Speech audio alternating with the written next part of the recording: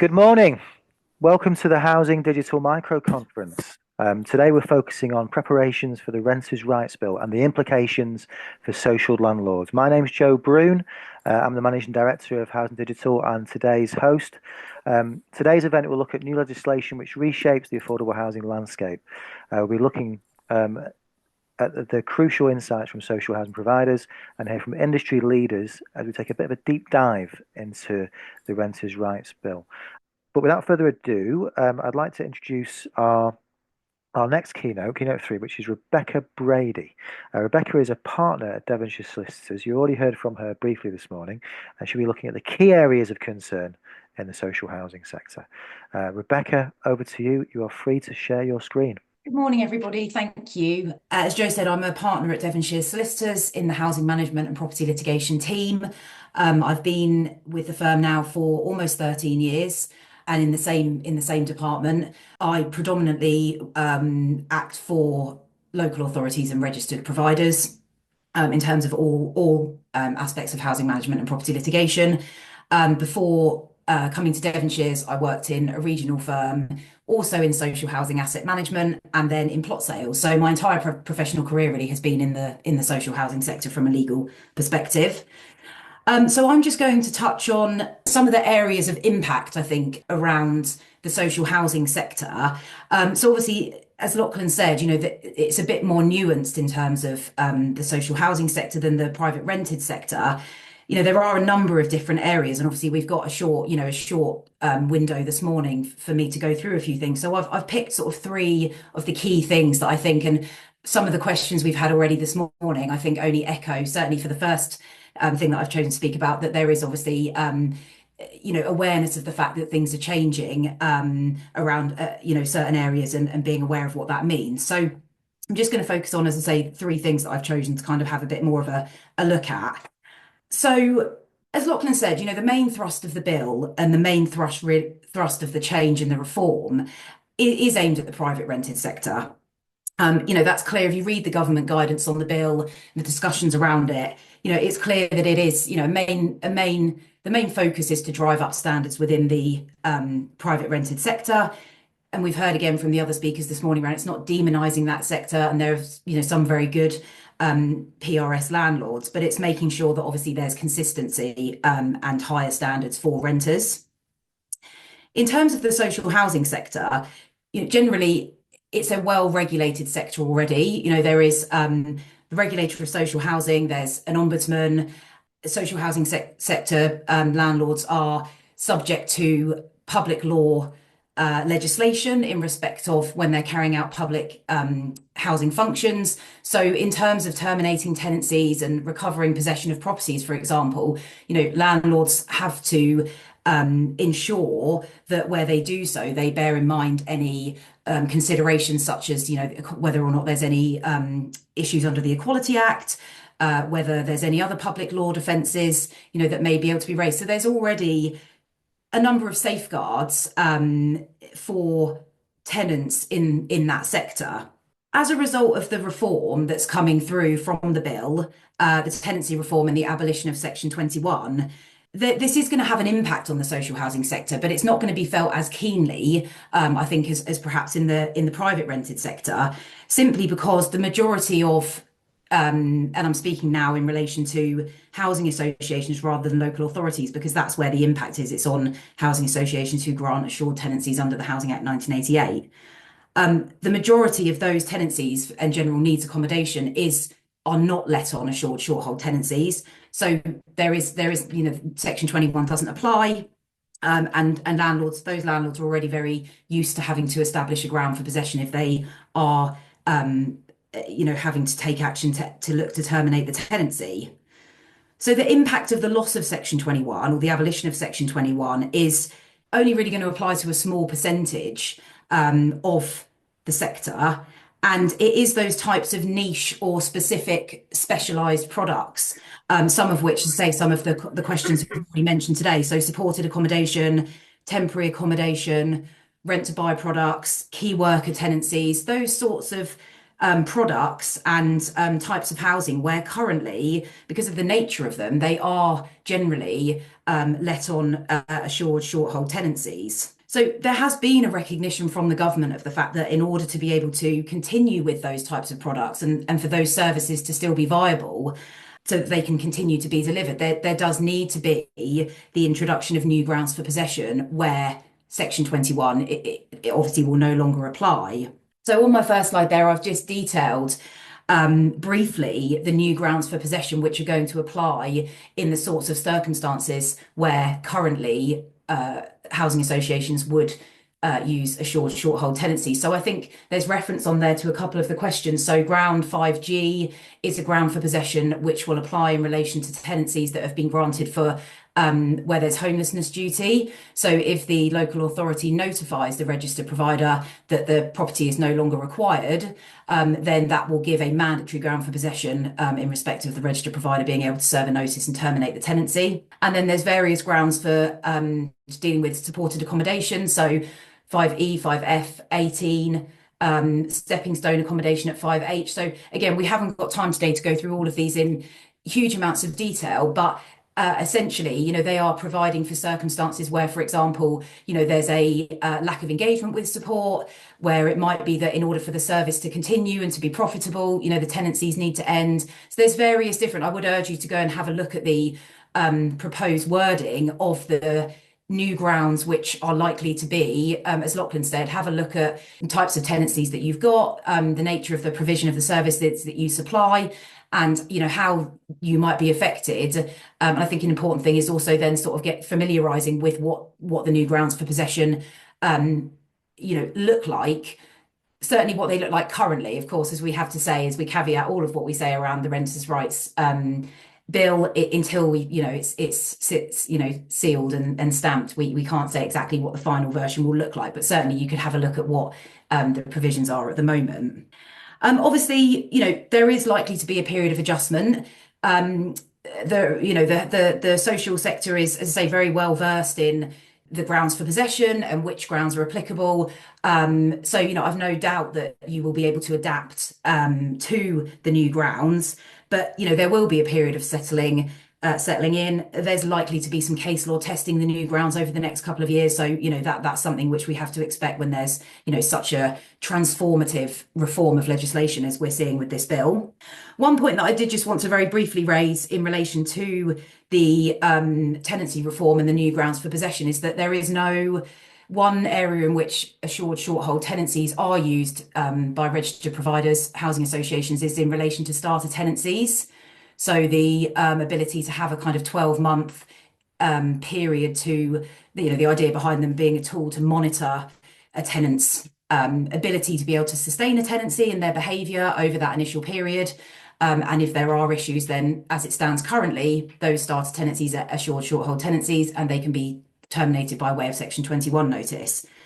There is no, ground for possession that will fill that sort of void, I suppose, that's being, that will happen as a result of the tenancy reform. So it does mean that there will no longer be starter tenancies. And obviously that's something, again, that housing associations, I think, just need to be aware of in terms of the change that's coming and any other steps that they can put into place with regards to ensuring that on sign up or nomination, that accommodation is suitable insofar as you can tell, and if there are support needs and things like that, just to make sure that hopefully that that it won't be a case where quite quickly there'll be a realization that the tenancy maybe can't be sustained. The second issue that I just wanted to touch on briefly is changes to shared ownership leases and the status of shared ownership leases. So this is another area which is going to have an impact on housing associations in the social housing sector. So as it stands currently, as a result of a case in 2008, Richardson and Midland Hart, shared ownership leases which have not been staircased up to 100% are considered as assured tenancies. That means that in terms of managing those tenancies, in the event of there being any breach of the terms or enforcement action that might be necessary, significantly probably in where there's rent arrears, in terms of how those are dealt with, that is going to change and there's going to be need to be a change of approach from the sector in terms of that. There has been various case law over the last few years where judges have come to conclusions that shared ownership leases not staircase to 100% should in fact be considered long leases, but those have been in relation to specific elements of application of the law. So, for example, there was a case that said that in relation to right to manage applications, they are considered long leases. But there certainly hasn't been any case which has overturned the Richardson and Midland Hart decision from 2008. So that is the position that we have been in and then still operate in. Obviously, that has been something which has faced considerable criticism and comment around the nature of the security of those types of product and the benefits for the leaseholders. So the government have really taken the opportunity in this legislation to deal with this, and essentially by way of clause 33 again of the bill that we have currently, this sets out that a fixed term tenancy of more than 21 years cannot be considered an assured tenancy. So that will mean that shared ownership leases that haven't staircased up to 100% will need to be dealt with as long leases. So if there was to be any issues with breach of terms or enforcement action that was necessary, they would have to be treated as any long lease, and that would mean forfeiture proceedings rather than managing them using an assured procedure. Again, I have no doubt that the sector can adapt and change, and it's not anything new. Those that already manage long leases will already be familiar with the processes that are needed with regards to forfeiture if that is action that has to be taken. I think really though there are more statutory requirements, more complexities, and it is just going to be a change of approach. I think the way that things are managed now, there will obviously need to be changes as a result of that piece of particular reform. And then finally, the last point that I wanted to then mention briefly was looking at local authorities and looking at the impact of the bill in relation to the increased enforcement powers that they're being given under the legislation. So local authorities are not impacted directly by the tenancy reform because obviously the secure tenancy regime is outside of the changes that are being made. But the Act does give significant enforcement powers to local authorities, mainly in relation to the private rented sector, to ensure that there is compliance with the new legislation and to improve standards. So I just wanted to set out very briefly on the slide, having a look through the bill last night, again, in preparation for this session, I've just noted, and this may not cover everything, don't hold me to it. There may be other bits in the bill, but these are just some of the things where enforcement powers have been given to the local authority. So any failure to join the landlord redress scheme, failures to sign up and register with the PRS database. I won't go through them all. You can see them all there. But ultimately, that's a huge number of additional enforcement powers being put onto local authorities.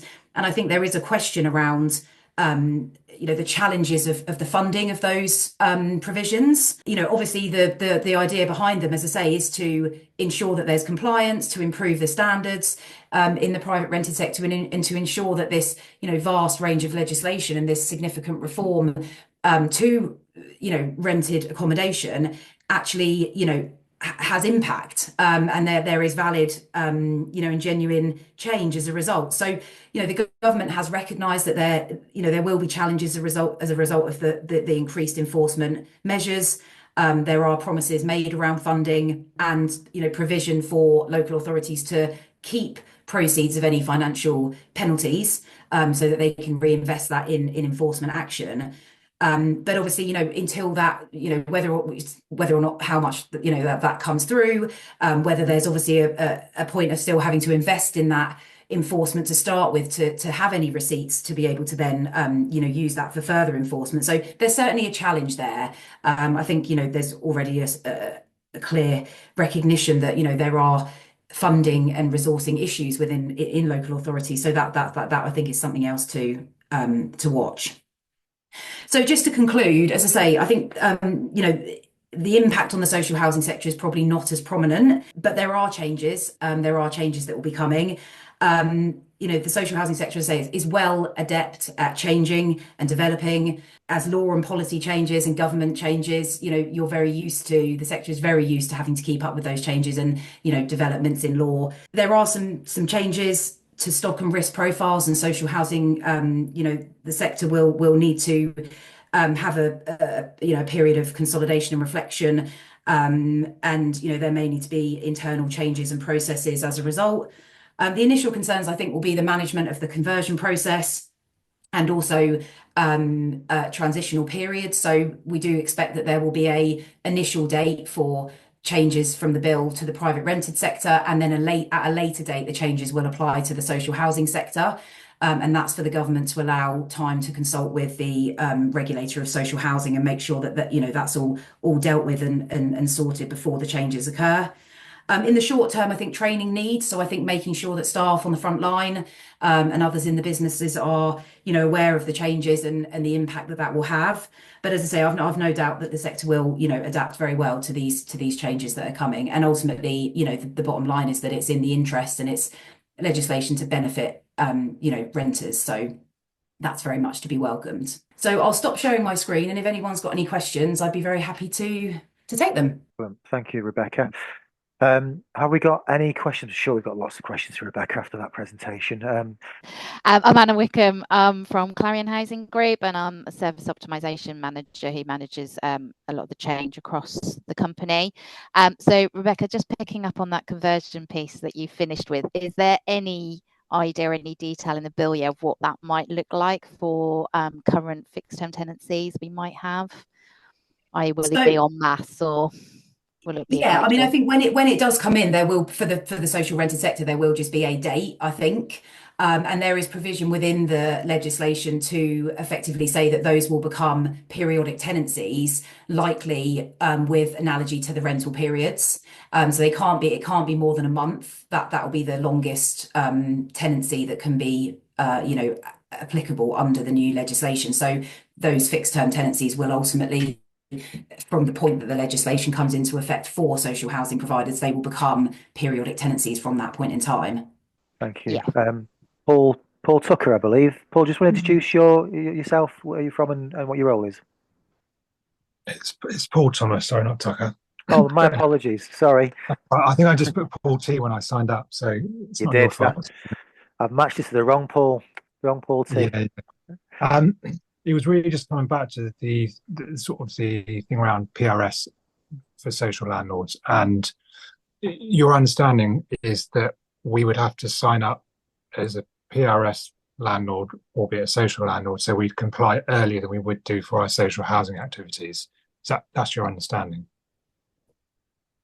No, I think I think reading, as I say, all of this is, again, all of this is, we can't say for definite what's going to happen. In terms of what the explanatory notes to the bill say currently, they say that it is and I'm reading directly from, this is from paragraph 491. It says it's the government's intention to ensure that all private tenants have equal access to redress, and that the new ombudsman has oversight of the whole private rented sector. And it goes on to say that there is provision to remove the jurisdiction of the approved social landlord redress scheme over private rented sector housing activities. So I think that's the intention. Certainly that's what comes through from the guidance notes to me, is that is the intention of the government. But as has already been said by a few comments, whether or not that actually happens, when that will happen, I think is at the moment, not clear. Yeah, and just on this section 21 piece, I mean, we're transitioning away from, not section 21, fixed term tenancies, so we're already transitioning away from using fixed term tenancies because it's going to come in at some point. But we are saying, are we, that if effectively from a legal point of view, the fixed term tenancies will go first for our PRS activities and then for our social activities later down the line? Exactly. Yeah, okay. Yeah. All right. Because the definition where it talks about the transition periods and there being a later date, it's about relevant low cost tenancies. So that's why your private PRS staff wouldn't, obviously, because it's not going to meet that definition, because it's probably going to be market rent, I suspect, or certainly not within the terms of the definition. But I mean, just picking up on what you said about fixed term tenancies, I mean, I think that's obviously when the Localism Act came in 2012, there was kind of quite a rush to start granting fixed term tenancies. But my experience is that over the years, actually, lots of housing associations have decided that, they want to move away from that. And actually, they didn't really have the benefits that, that we thought they might. So I think, again, that may not be for some organisations. It may be bigger if they went all in and were granting only fixed term tenancies. But for lots, I think, as you say, over the last few years, they've been moving away from those types of tenancy anyway. Yeah, and I think for us, we've not seen a difference in terms of tenancy length, whether it be on a fixed term or a periodic basis. So if that was one of the pre things for most landlords, that it would give certainty. It hasn't really made a lot of difference. So for us, it's not a huge one really. Yeah. Yeah. I think the idea was to be able to sort of, be able to reassess somebody's circumstances and if they still had a requirement for social housing. But I think the sort of additional burdens of actually having to go through that process, and as you say, often not actually changing their need and the length of the tenancy, is that I think ultimately a lot of organisations just felt that it wasn't really, bearing a lot of fruit. So I think they decided to move away really. And sorry, just one last question. We've got intermediate rented properties where there's a rent review clause in the agreement. And am I right in saying that that will be null and void once the law comes in and it will only be section 13? So I will hold my hand up and say that the rent review areas are not my particular expertise. I'm not sure entirely. I certainly know that for the perspective of social landlords, then they will still be able to have terms in the tenancy. As to an intermediate rent product, I'm not going to say that I know the answer to that definitively. I know that I don't know whether Lachlan, because I know you do sit on the tribunal, and I don't know whether you know the answer to that question, but I don't. I'm afraid I'm not going to say that I know the answer to that. I was just trying to have a look at the bill while we were sort of looking around. So, for social landlords, to be clear, then we're saying that rent review clauses will still be permissible, but not where you've got it's private rent. Is that right? And intermediate is that grey area in between. Yeah, I mean, again, I don't want to sort of say anything definitively in case it's the wrong thing, because it's not we've got I've got a rent expert in the team who deals with things. So I'm not, but all I know is from my reading of it when I was reading through it is that certainly I know that social landlords will be able to still have terms in the tenancy, but the specifics of your PRS, your intermediate rent products, I don't want to give a definitive answer because I don't know. So I don't want to say something which isn't correct. No, that's fine. Very happy to follow up with it. If you, as I say, I did have a final slide that had my email address and a number, but if you want to contact me, I'm very happy to make some inquiries and I can come back to you, but I don't want to give an answer that's not right. Yeah, I think we work with you guys anyway, so probably there's a connection there somewhere anyway. Sure. Yeah. I think for what it's worth, I mean, again, it's difficult to say for definite because Rebecca mentioned already, it's all still subject to fine tuning, and there may be some additional regulations which are issued afterwards, because this does sometimes happen where there's a change of tenure and regulations then issued afterwards to clarify the scope of it.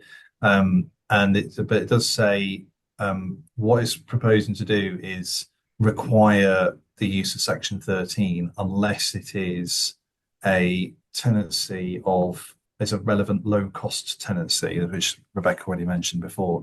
And the relevant low cost tenancy is defined as currently worded, an assured tenancy of social housing within the meaning of Part 2 of the Housing Regeneration Act 2008, where the landlord is a private registered provider of social housing, and also any other assured tenancy of a description specified in regulations made by the Secretary of State.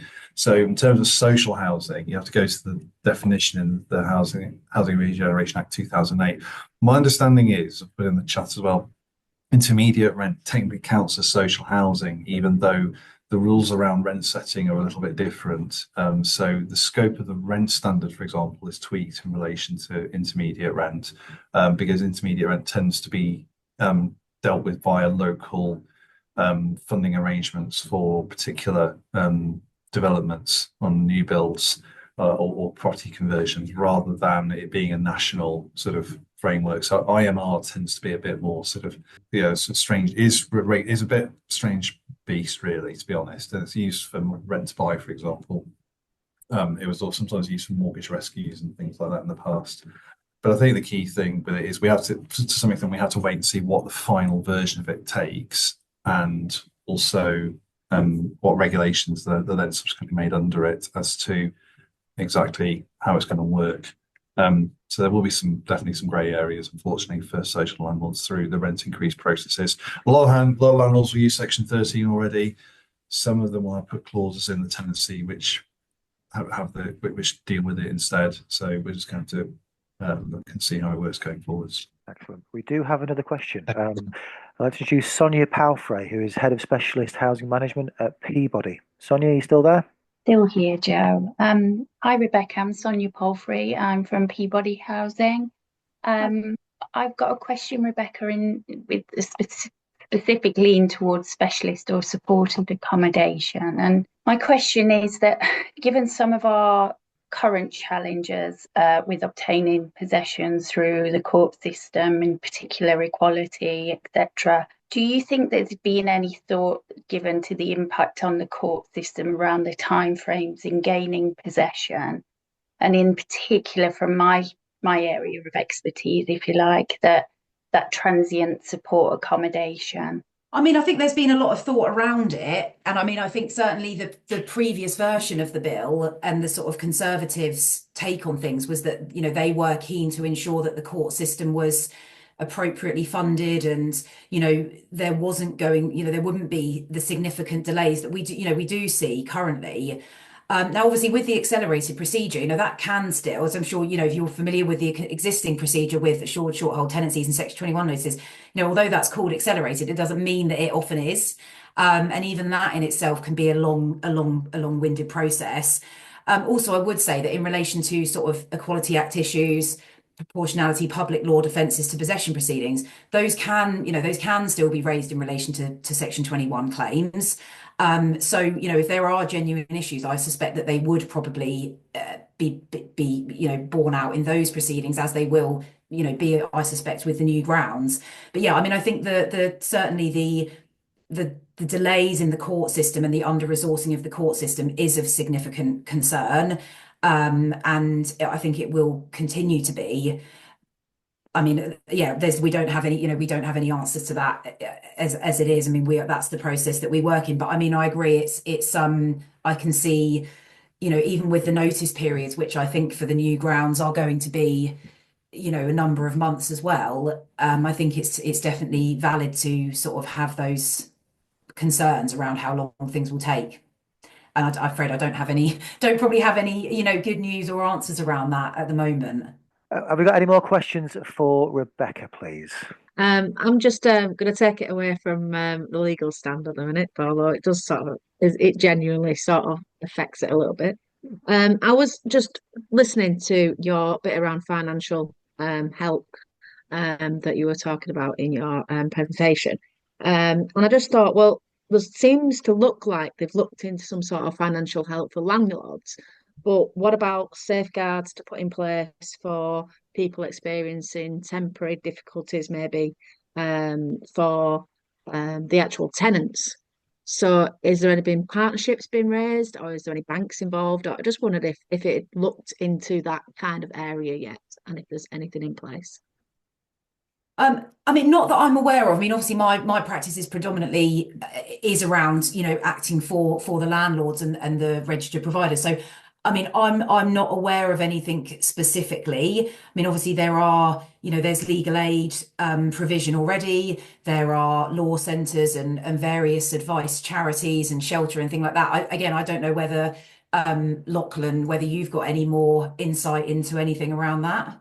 No, I mean, we already had some degree of protections for renters, for tenants following on from coronavirus with the introduction of breathing space, for example, for people facing a temporary financial hardship. But at the end of the day, there's actually one of the points that was made by certainly under the previous Conservative government, in response to a lot of concerns, especially from private landlords, that it was going to become a lot harder for them to evict tenants who are bad at paying, was to try and tighten up the processes around the mandatory possession grounds and especially ground 8 for rent arrears. So if anything, the government's sort of giving one hand, taking the other to some extent in that regard, and saying, well, no, they want the court service to be more effective, more efficient. I think we'd all heartily agree we want the court processes to be as slick as possible. In terms of support, yeah, there are various charities and associations out there that can provide financial assistance or financial advice. As with so many areas, it's dependent a lot of it on charity and funding from sometimes in some instances co-funding from local authorities who might provide some sort of CAB and things like that. It's I don't know to what extent the government simply thinks, well, this will be the protections in and of themselves, like the removal of Section 21, is the main protection for tenants. It's the idea is that landlords will be much more required to demonstrate a reason for seeking possession, even if that may result in a mandatory ground. They're going to have to prove their case, and so that's going to inherently provide a lot more procedural protections for tenants in and of itself. Yeah, and I suppose the only thing I follow up with that as well, Gillian, in relation to your question is that the funding for local authorities is for them to enable them to hopefully take the enforcement action against the landlords who may not be complying with the new measures. So in and itself, that will be, assisting and supporting tenants to up the standards. So I suppose from that perspective as well, that is going to be doing that, although it's, direct funding to the local authorities. Yeah, understood. Yeah, it was just thought it'd be interesting to see if anything had been put in place yet. But take your points on the charity, etc., and the local funding around that as well. Have we got any more questions for Rebecca, may I ask? Sorry, Joe, can I just ask another maybe specific question about grounds for possession? One of the new grounds for possession is if you're looking to sell the property, but I'm sort of playing out in terms of if we give notice to someone and we're looking to sell it and then we don't, for whatever reason, manage to sell a property, what's the stuff around being able to relet that property? Is there a minimum period that we have to leave between the notice ending and reletting it? There will be. I think 12 months springs to mind without having it to hand. I haven't particularly looked at it in particular detail, but I've got a feeling it will be can't have a new tenancy for 12 months. So effectively, we have to, if you don't sell it, it's a big risk, obviously, with that property being sat empty for a long period of time. Yeah. Yeah, Rob's just said 12 months. Yeah. So, I mean, there may be other grounds, potentially, I suppose, if there's a redevelopment going on or regeneration, there might be other grounds that might be more applicable in terms of them being able to obviously move forward with other things. But yeah, ultimately, the straightforward answer is 12 months, I think. Yeah. So we need to be quite sure that we're going to be able to sell it, is the answer. Therefore, we use that ground, I guess. Okay, thanks. Brilliant. Thanks for your input, Paul, and for your questions. There is another question actually on the chat, which I'll come to quickly before we move on. From Fitsum Mahari, how does the legislation affect social landlords that provide temporary accommodation where the properties are rented by the social landlords from private owners? So, I mean, there's probably lots of questions and more information that I'd need from that to be able to advise. But I mean, in terms of, the change of any types of tenancy, that will happen with regards to the tenancy reform. If we're talking about ASTs, then obviously tenancy reform is going to happen. There's probably quite a lot that arises from that in terms of being able to respond. So, I mean, I'm very happy to follow up with that. I don't know if anyone else has got any thoughts of the other speakers, but I'm happy to follow up with that afterwards if you want to have a chat about that, Fitson. Thank you very much. Excellent. Before we move on to our summaries of today's keynotes, have we got any final questions for any of our speakers today? Okay, good stuff. So that brings us around nicely. Our first keynote today was from Lachlan McLean, who was a partner at Forbes Solicitors, who got the conference underway with the introduction of the Renters' Right Bill, provide delegates with an overview of the history and context that has informed the bill's development. The bill is obviously still in draft form, which explains a lot. So it's hard to make definite commitment until it's given firmer form, but we can still get an idea of its implications and potential impact. Much of the bill is focused on the private rented sector, such as Section 21, no-fault evictions, but he mentioned the impact is likely to be more nuanced for social landlords. That said, there is the spectre of the law of unintended consequences to consider. We then heard from Osai Joseph, who's the Regional Engagement Executive for the National Residential Landlords Association. Osai presented the private rented sector's position, offering an overview of both the tenant and landlord perspective. The PRS is an important contributor to the UK economy, he pointed out. New legislation will serve to raise standards across the sector, promoting best practice and also create greater flexibility for tenants and an overall improvement in tenant experience. However, Referring to research in Wales and Scotland, he said there is a risk that the added administrative burden of new legislation may lead to private landlords withdrawing from the sector, reducing stock for tenants, so a balance is necessary. And then our final keynote was from Rebecca Brady, who's also a partner for the Devonshire's solicitors, who explores some of the key areas of concern for the social housing sector. As she noted, the Renters' Rights Bill is largely focused on the PRS, so it is certainly more nuanced when it comes to the social housing sector. Social housing is already highly regulated, and for the most part, general needs are unaffected by the potential abolition of Section 21. However, that's not the case for a range of niche products such as rent to buy. Given this, the government recognises the need for new grounds for possession. Rebecca also explored shared ownership in relation to the legislation and explained some of the factors and issues the sector needs to be aware of. For all the complexity of the issues she discussed, Rebecca has no doubt that the sector can adapt and change. It is, after all, adept at changing. So a good final thought there, I think, from Rebecca. All that's left to say is thank you very much for everyone who attended today. Thank you to our keynote speakers. Hope to see you on a future micro conference. And just a final plug for Housing Digital. If you haven't already registered for free membership, please do so. Please do so. I have put a link in the chat. So please enjoy the rest of your Thursday afternoon. Thank you for attending.